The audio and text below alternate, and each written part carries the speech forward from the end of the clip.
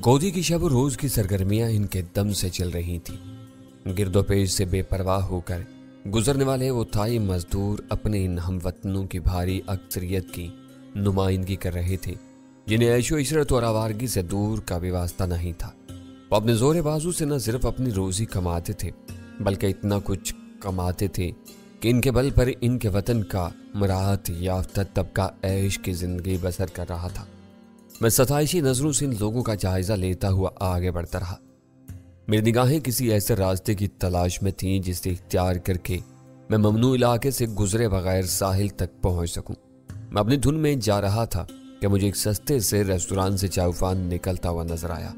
शायद उसने मुझे देख लिया था और फिजा में अपने दोनों हाथ फैलाकर तकरीबन दौड़ता हुआ मेरी तरफ चला रहा था। मैं ठिठक कर अपनी जगह पर रुक गया।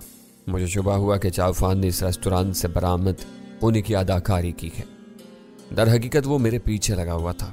बैंकॉक जैसे वसी और कुंजान आबाद शहर में दो मखसूस अफराद का यूं यकजा होना कम अज कम मेरे लिए हैरतनाक था। मैं अपनी जगह जमा खड़ा रहा। चाउफान मेरे करीब आया और वाहलियाना अंदाज में मुझसे पकड़ के रोक गया। मास्टर, तुम इस मशीनी और बदबूदार फिजा में कहाँ भटक रहे हो? तुम पर पहली नजर पड़ी तो मुझे अपनी आंखों पर यकीन नहीं आया। कैसा अजीब इत्तिफाक है कि हम दोनों यहाँ मौजूद हैं। मैंने उसकी बात काट कर नरमी से उसे परे धकेलते हुए कहा, तुम्हारे पसीने की बू खास ही नागवार है, कोई परफ्यूम इस्तेमाल किया करो। ओह मास्टर, तुम मुझे शर्मिंदा करने का कोई मौका जाया नहीं करते। उसने दांत निकाल दिए। काश कोई तुम्हें शर्मिंदा कर सके। तुम कब से मेरा पीछे कर रहे थे? मैंने उसकी मुसरत को नजरअंदाज करके खुश्क लहजा में सवाल किया। मैंने अपनी समत में आगे चलना शुरू कर दिया। चाफान भी मेरे साथ हो लिया। पीछा कर रहा हूं? उसने हैरत से मेरे अल्फाज थोराए, फिर बोला, मास्टर ये तुमने क्या कह दिया? मैं भला तुम्हारा पीछा क्यों करूंगा? तुम देख रहे हो कि मेरा पूरा बदन पसीने में नहाया हुआ है। मैं पिछले 2 घंटों से यहीं भटक रहा हूँ। पसीने का खसारा पूरा करने के लिए रेस्टोरेंट से बियर का एक मग पीकर बाहर निकला तो अचानक तुम नजर आ गए।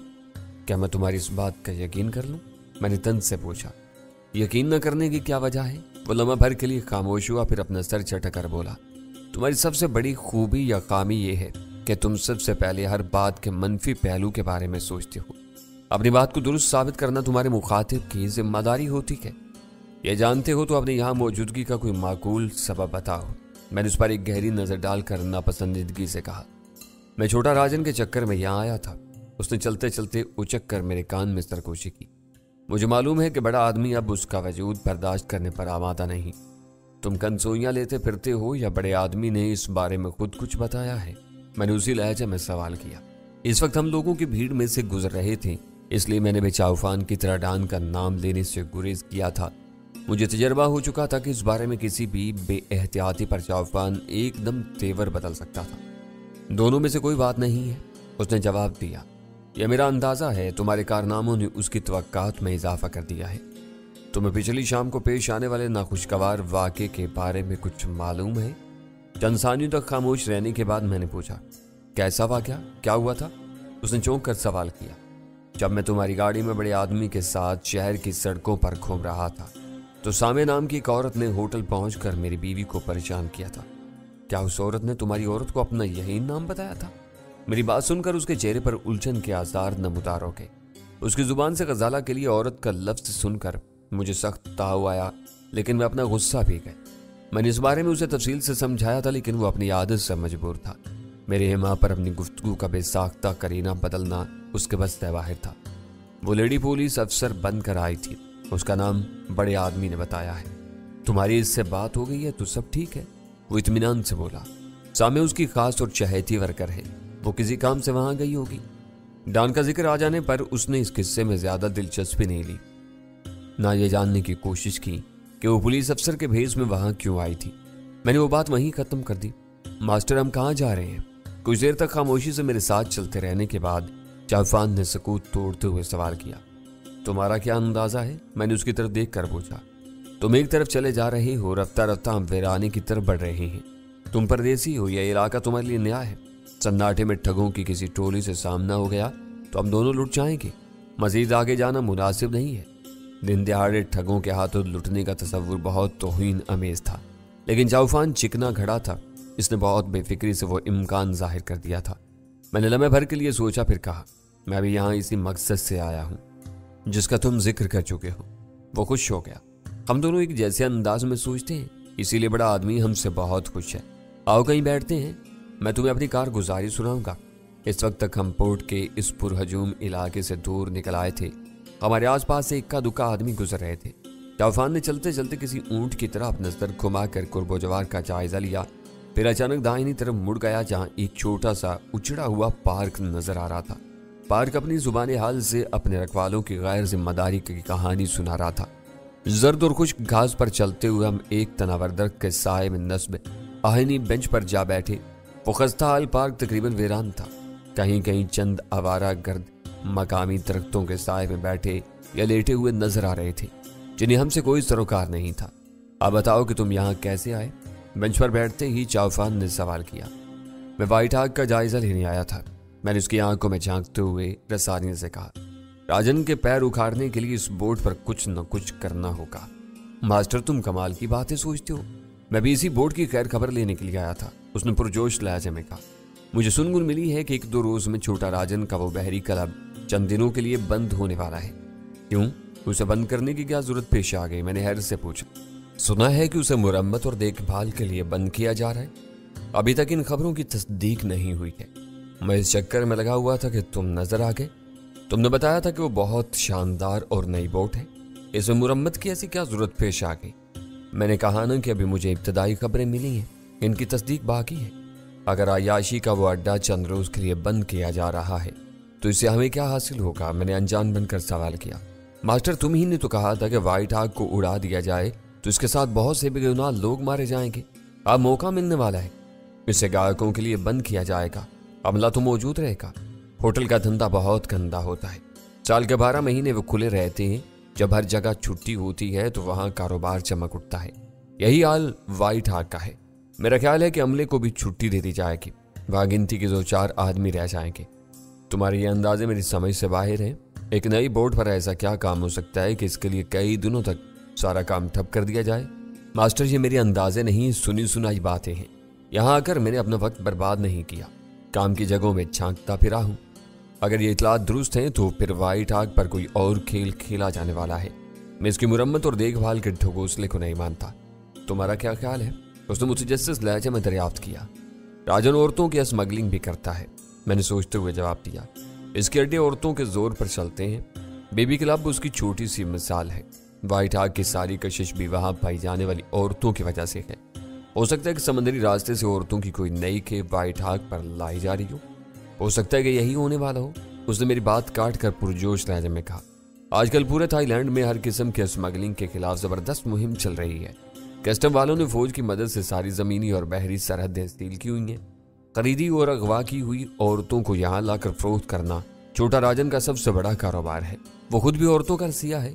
उसके लिए ये आसान होगा कि रात के अंधेरे में कोई लांच खुले समंदर में औरतों की खेप व्हाइट हाग पर उतार दे, वहां से एक एक करके इन्हें शहर में पहुंचा दिया जाए। ये बात की बातें हैं, पहले तुम ये मालूम करो कि तुम्हें मिलने वाली खबरों में कितनी सदाकत है। हो सकता है कि फौज वगैरह की मुहिम की वजह से राजन अपने प्रोग्राम किसी मुनासिब वक्त के लिए मुलतवी कर दे। ऐसी सूरत में हमें कुछ और सोचना होगा। वो इस मुहिम की परवाह नहीं करेगा, चाउफान ने वसूख से कहा। तुम्हें उसके असर और सूख का अंदाजा नहीं है। कोई भूल कर भी व्हाइट हाग कर रुख नहीं करेगा। औरतों की खेप लाने वाली लांच रास्ते में पकड़ी जाए तो और बात है, व्हाइट हाग के करीब कोई उसे नहीं छेड़ेगा। मैंने चाउफान की ख्याल आराई का कोई जवाब नहीं दिया।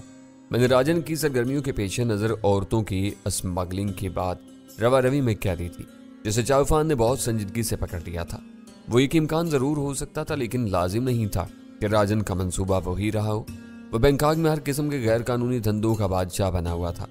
गैर जरूरी तौर पर व्हाइट हाग को चंद दिनों के लिए वीरान करने का मकसद इसके सिवा कुछ नहीं हो सकता था कि वो अपने एतमाद के चंद आदमियों की मौजूदगी में वहां कोई गैर कानूनी काम सरअंजाम देने का इरादा रखता था।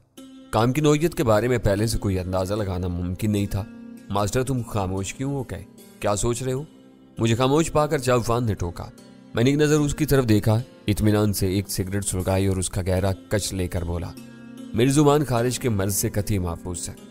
वो भोने अंदाज में हंस पड़ा। मास्टर तुम खूब चोट करते हो। तुम्हारी कड़वी कसीली बातें सुनकर भी तबीयत में मजा नहीं होती। क्या तुमने मुझे कभी जुबान खुजाते हुए देखा है? जुबान की खारिज खुजाने से नहीं, बोलते रहने से दूर होती है। तुम भी बोलते रहा करो, उसने मुझे मशवरा दिया। तुम खामोश होते हो तो मुझे परेशानी लाक हो जाती है कि पता नहीं तुम क्या सोच रहे हो। अगर मैं तुम्हारी बात दुरुस्त मान लूँ तो हम दोनों यहाँ अपने अपने काम से आए हैं। हम दोनों के काम अभी अधूरे हैं। मास्टर, दुरुस्त मानने की बात ना करो, मैंने तुम्हें बताया है। उसने एहतजाज किया। मेरी कारकर्दगी मेरे दावे को साबित करती है। चलो यूं ही सही, मैंने बेपरवाही से कहा। मुझे वो रास्ता बता दो जो मुझे साहिल पर पहुंचा दे। मैं अपनी आंखों से व्हाइट हाउस का जायजा लेना चाहता हूँ। वो लोग हर थोड़े दिनों बाद लंगर उठाकर अपनी जगह बदल लेते हैं। आजकल वो साहिल से नजर आ रही है। तुम सही रुख पर जा रहे थे। आगे वीरान समंदरी खाड़ियों से दूर तक मंजर साफ दिखाई देता है। तुम चाहो तो हम घाट से किराए की बोट लेकर उधर कर चक्कर लगा सकते हैं। उसकी तजवीज ने मुझे चौंका दिया। इससे बेहतर सूरत और कोई नहीं हो सकती थी। वो मुझसे टकरा ही गया था तो मुझे उस मुलाकात से पूरा फायदा उठाना चाहिए था। टान के लिए ये खबर काफी इत्मीनान बख्श होती कि मैं बनफ्से नफीस राजन के बहरी काबा खाने का जायजा ले चुका हूँ। ऐसा कर लेने में भी कोई हर्ज नहीं है। मैंने सरसरी लहजा में कहा। उसके नन्हे से दिमाग को ऊंची परवाज से रोके रखने के लिए जरूरी था कि उसकी अच्छी से अच्छी बात को भी ज्यादा अहमियत न दी जाए। मैं इब्तदा ही से इस असूल पर कार बन रहा था। अब हमें वापस जाना होगा, वो उठते हुए बोला। प्राइवेट कश्तियां वगैरह दूसरी तरफ खड़ी होती हैं। वो रास्ता गोदी के बराबर से जाता है। हम दोनों वापस चल दिए। मैंने रास्ते में उसे एहतियाती तदाबीर के बारे में याद दिलाया तो उसने बेफिक्री से बताया कि समंदर में बतेरे लोग तफरीही चक्कर लगाते रहते हैं। कोई हम दोनों की बोट पर शुबा नहीं करेगा। बैंकॉक का साहिल नाहमवार और गंदा होने की वजह से लोग वहां पैराकी से गुरेज करते हैं। सारा जोर कश्तियों और मोटर बोट्स में सैर करने पर होता है। नहाने के शौकीन बताया कि तवील और साफ सुथरे साहिल का रुख करते हैं जो बैंकॉक से ज्यादा मुसाफत पर नहीं है। हम एक मरतबा फिर गोदी के बैरूनी इलाके से गुजरे जहां मजदूरों और दूसरे मुतलका लोगों का एक सैले रवान नजर आ रहा था। गोदी के देव हैकल फौलादी फाटक से काफी आगे अहाते की दीवार के साथ एक सड़क समंदर की तरफ जा रही थी। चाउफान इसी पर हो लिया।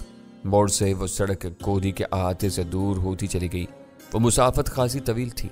तेज धूप में पैदल चलना मुझे नागवार गुजर रहा था, लेकिन चाउफान की हालत देखते हुए मैंने कोई हरफ शिकायत जुबान पर लाना मुनासिब नहीं समझा।